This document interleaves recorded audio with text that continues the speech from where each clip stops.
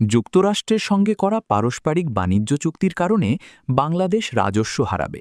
বেশি দরে পণ্য কিনতে হবে, যুক্তরাষ্ট্রের চাওয়া অনুযায়ী নীতি ঠিক করতে হবে এবং বাধ্যতামূলকভাবে অসংখ্য শর্ত পালন করতে হবে। বিপরীতে এই চুক্তির ফলে যুক্তরাষ্ট্রের বাণিজ্য বাড়বে, নিজের ভূ-রাজনৈতিক কৌশল অনুযায়ী বাংলাদেশকে নীতি নিতে বাধ্য করতে পারবে এবং এর বিনিময়ে বাংলাদেশকে তেমন কোনো ছাড় দিতে হবে না। সব মিলিয়ে এই চুক্তির ফলে বাংলাদেশের লাভ অতি সামান্য, ক্ষতি বেশি।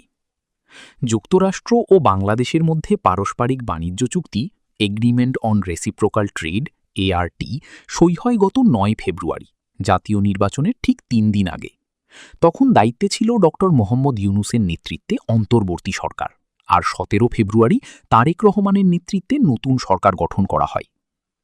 পরে ২০ ফেব্রুয়ারি যুক্তরাষ্ট্রের সুপ্রিম কোর্ট এই পাল্টা বা পারস্পরিক শুল্ক আরোপ বাতিল করে দেন। এই শুল্ক আরোপ করা হয়েছিল international emergency economic powers act IEEPA আইনের অধীন।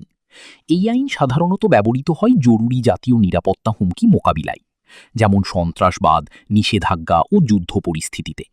আদালত বলেছেন, মার্কিন প্রেসিডেন্ট এই শুল্ক আরোপে আইনি ক্ষমতার সীমা অতিক্রম করেছেন। বাণিজ্য ঘাটতিকে জাতীয় জরুরি অবস্থা দেখিয়ে শুল্ক বসানো যায় না। শুল্ক আরোপের ক্ষমতা মূলত কংগ্রেসের।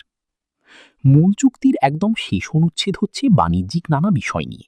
এর মূল কথা হচ্ছে কেনাকাটার অঙ্গীকার, আর সেই অঙ্গীকারই দিয়েছে বাংলাদেশ।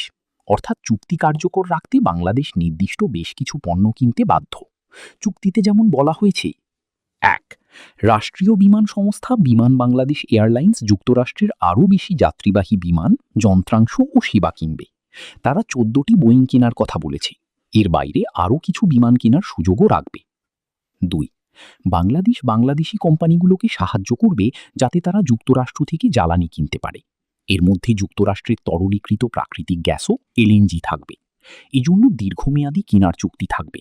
১৫ বছরে এর সম্ভাব্য মূল্য ১৫ বিলিয়ন বা $১,৫০০ কোটি। ৩. বাংলাদেশ বাংলাদেশি কোম্পানিগুলোকে সাহায্য করবে